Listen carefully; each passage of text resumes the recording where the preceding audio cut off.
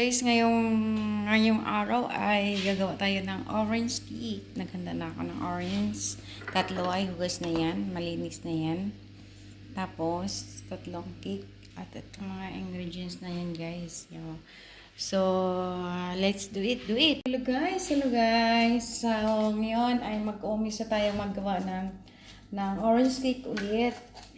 Kasi utos ni Madam, dapat natin sundin. Kasi sa una kong ginawa ay sobrang nasarapan sila, guys. So, una natin gagawin, guys, malinis ang kamay ko, nagugas ako pala before na gano'n.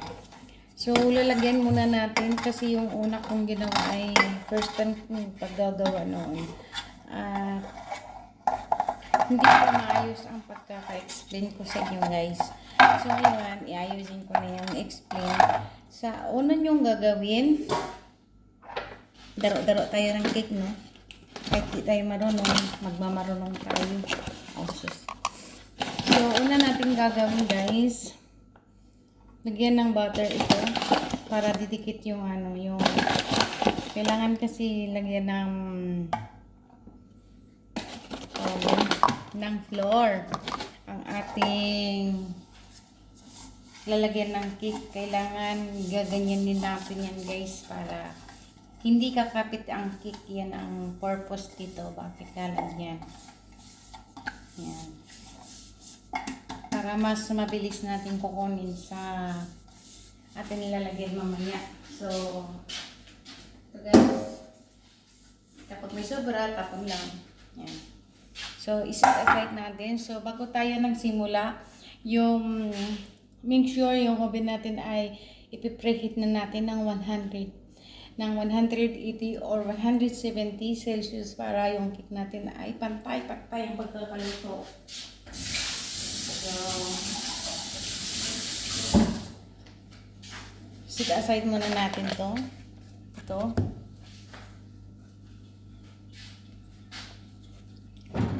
So, mag-ano tayo ng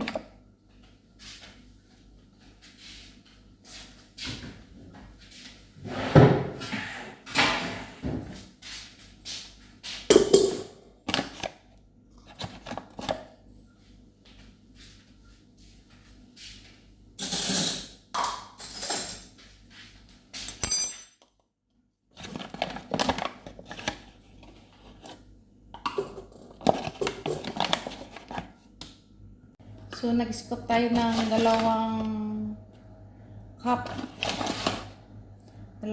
na flour, no? Dalawang cup at dalawa at kalahati. Tapos, siyempre, pag-tikis niya sa atin, kailangan ay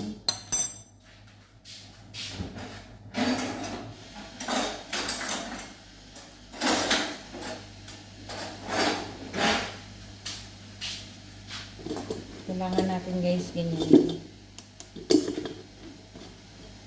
Ako, guys, hindi naman ako hindi naman ako nag-aral as a baking.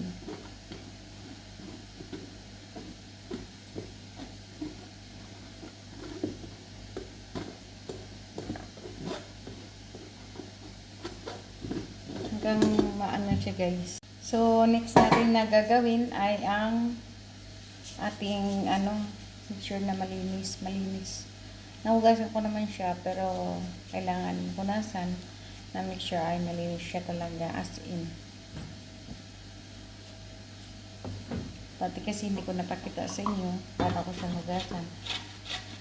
So, ang balat kasi dito, yan ang nagpapaisin sa atin, guys, sa cake na. Kailangan gadgadin yan ng gadgadin. And direct ito sana.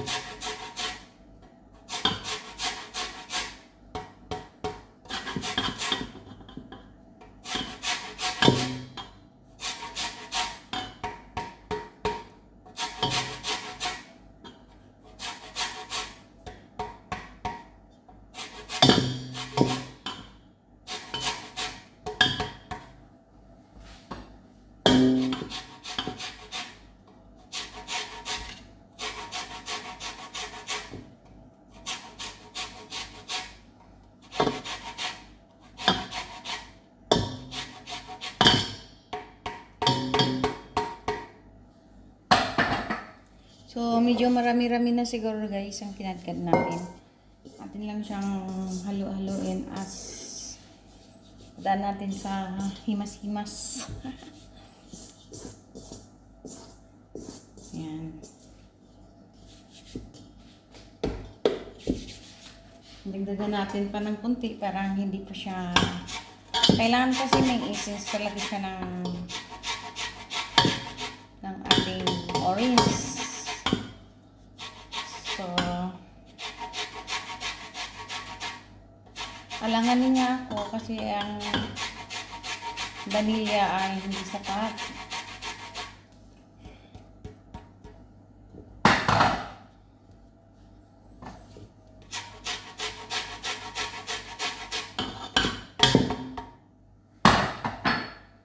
So, kung napapansin nyo guys, wala tayong pangkat-kat. So, using your mind, nga lang, kung anong pwedeng itiya na mas mabilis. So, ginamitan ko ng kutsara guys.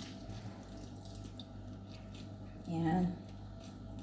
Actually ang kamay ko ay malinis naman siya guys.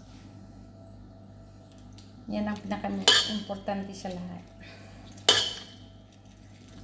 Yan. Dapat pigayin natin.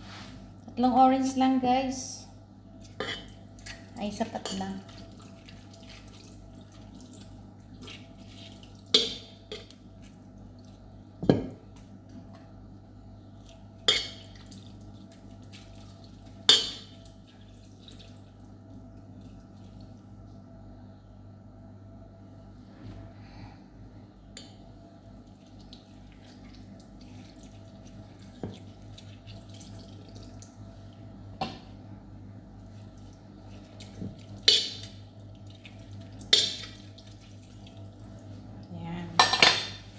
Yan guys, then lalagyan din natin ng pinch ng asin pang pa-balance. Dapat may asin, kunti lang, parang ganyan, kunti lang na asin. Tapos lalagyan natin ng isang ganito guys.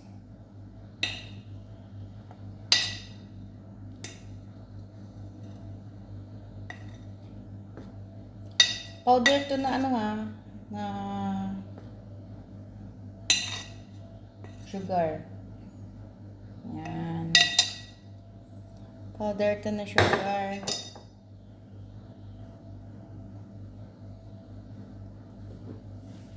Tapos, yung regular na sugar din guys. Ayan.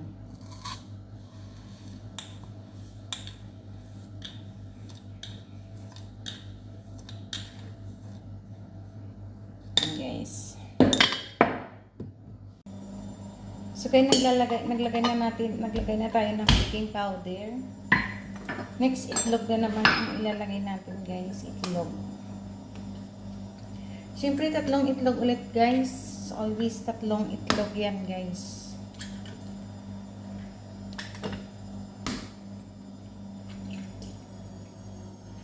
Tapos, i-mix natin ito guys. Yan. Since yung vanilla natin ay paubos na. Yan. Lagyan lang natin ng kunting tubig to guys para ma-essence lang ang vanilla. Tapos wala tayong vanilla guys, so subukan lang natin. Yan. Actually, ang vanilla ay pang-essence lang yan guys. Tapos yan. So bago natin ilagay sa machine, hinalo-halo natin ng malupit-lupit dito sa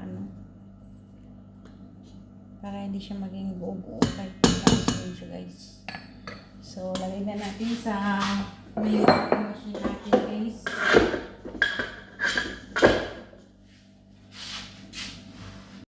So ayan na guys, pinaikot ikot natin siya, no? Ayan. Siyempre, paikot-ikotin natin. Gaya ng pagpapaikot sa atin ng ating mga ex. Nasabi ay mahal tayo. Yan pala ay mayroon pang iba minamahal. So, antayin natin na mix wheel ang ating cake. So, yan na guys. I think mix wheel na. So, patayin natin. Iakit natin sa taas yan. Then, antayin natin na bumaba lahat yan. Then, titingnan natin kung mix wheel na talaga bago natin ilagay sa ating baking pan. Kasi nag-aantay na yung ang ating lalagyan. So, mamadaliin na natin yan, guys. So, kunin natin. Yan, para hindi siya maglawit-lawit dyan sa ating making pan. So, yan, guys. So, I think mix well na siya. Wala siyang buo-buo. Kailangan kasi dito ng cake na ito ay walang buo-buo na flour. Mix well talaga. So, titingnan natin. Lagay na natin dito, guys. Yan, guys.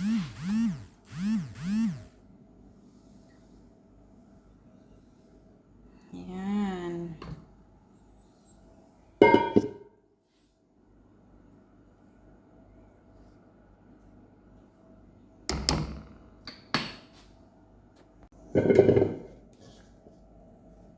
Kunin natin lahat to, guys, kasi sayang.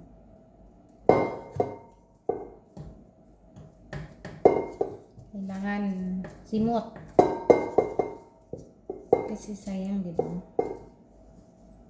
Mahal yung silver ngayon.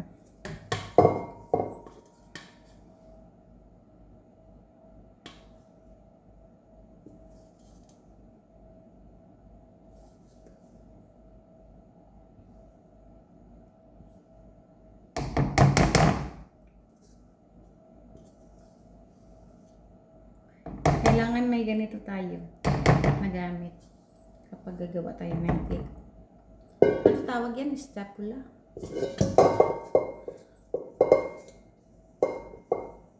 Kasi makatanggal lahat yung yung minix natin na cake. Yan. Yan, guys. Kukunin lang natin dito kasi ayaw ko yung pag nalagay natin sa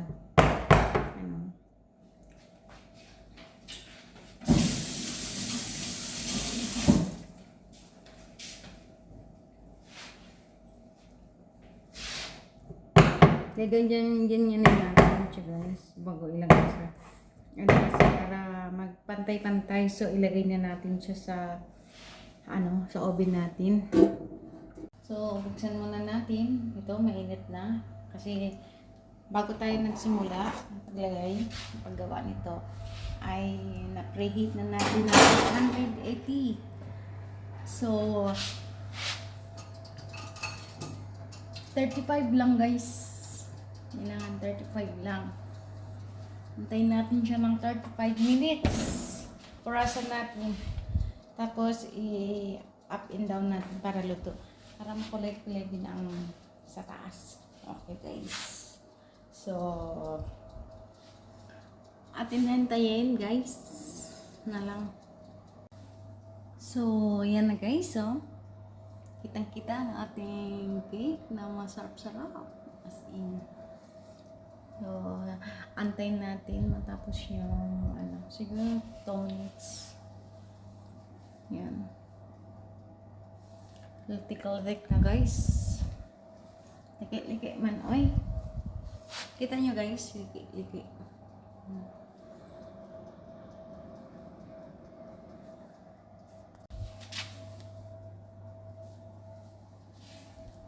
Malapit, guys. Ay, nagulat ako.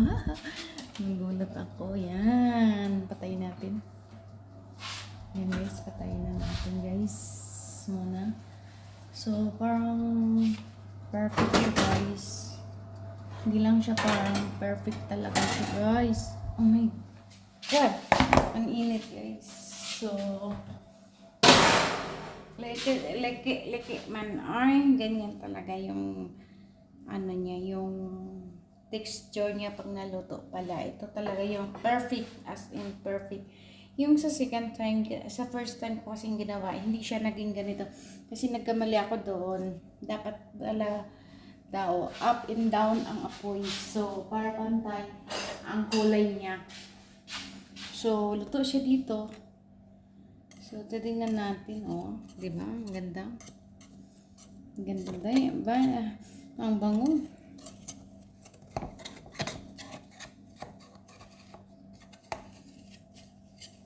Yan.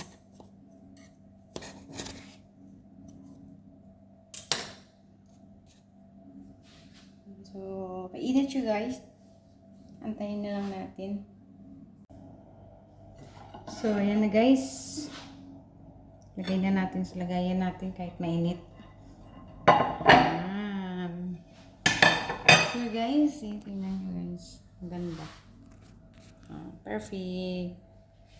Tapos, at the end, guys, lalagyan natin siya ng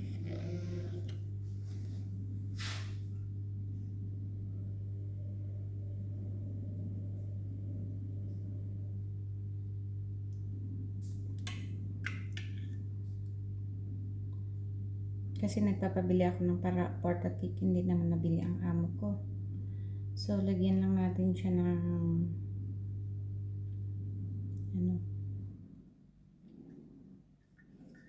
condensed milk.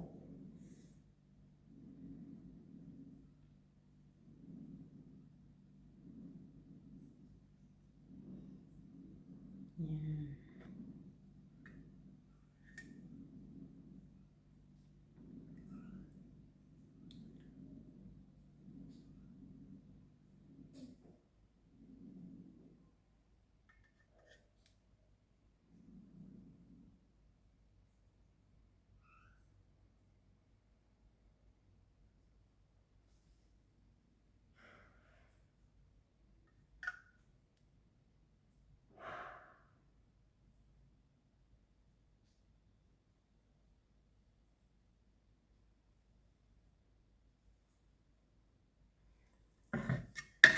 So, ayan na, guys.